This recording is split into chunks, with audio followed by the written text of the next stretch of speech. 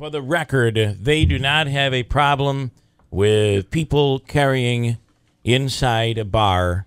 They have a problem with me carrying inside a bar. I don't know what that means. I don't know where they're coming from with that.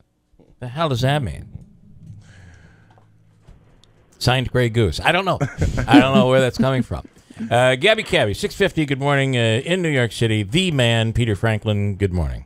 Good morning, live from the getting warm streets of New York. Well, listen, has it been chilly there in the last few days? Because we've had cool temperatures, but it's finally warmed up. Yeah, well, what's happened here is that it's warm during the day or it's warm in the sun, and the minute you step into the shade or the sun goes down, it seems to like chop 20 degrees. Yeah, although I love that. I got to tell you, at nighttime, I'm really loving the nighttime temperatures. It's certainly saving on the air conditioning. Well, you can wear your fur coat then. Yeah, you're absolutely right. That's what I say to my wife. Just cover up if you You got your wife a fur coat? Oh, what a husband you are. It's a fur comforter. It's amazing. It's made from a bear. Yeah. Okay. Heavy. It is heavy.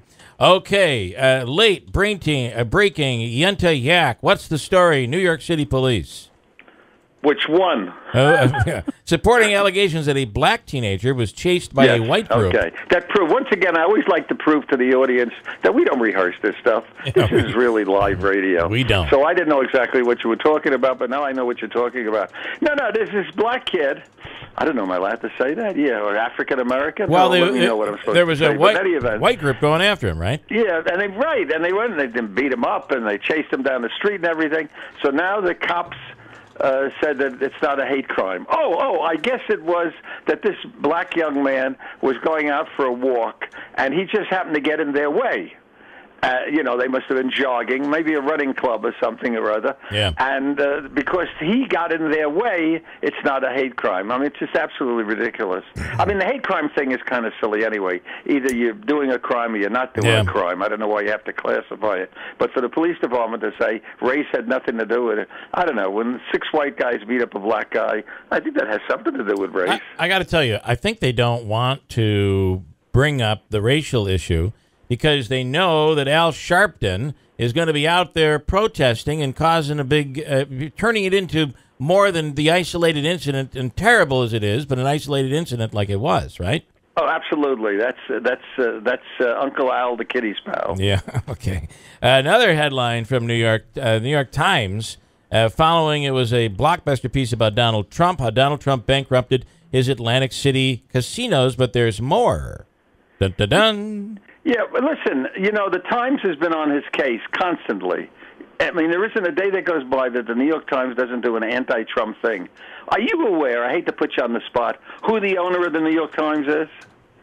I guess I'm not aware. I should know that, but I don't. Okay, I didn't mean to embarrass you Thank publicly. you. That was nice. A guy named Carlos Slim, who's the richest man in Mexico, and Mexico, that's the critical word there, and probably one of the richest people on the face of the earth.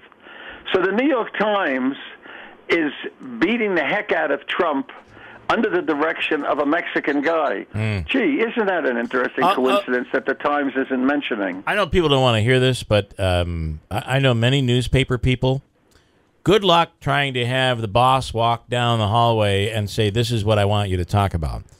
These people are incredibly principled. Now, that might mean that the boss's mandate is that we hire ultra-liberals. That could be certainly the possibility. But I got to tell you, it's hard to tell a newspaper person what they're supposed to write, especially at that level. But hey, and some radio people, and some radio people. No, it never happened to radio people. And plus, like you're eventually going to end up being the last live entertainer, radio entertainer we probably in the will world be. anyway. Yeah, and that probably won't last that long. Let's see here. I had an interesting one. The transgender question. New York City. You believe they're promoting transgender?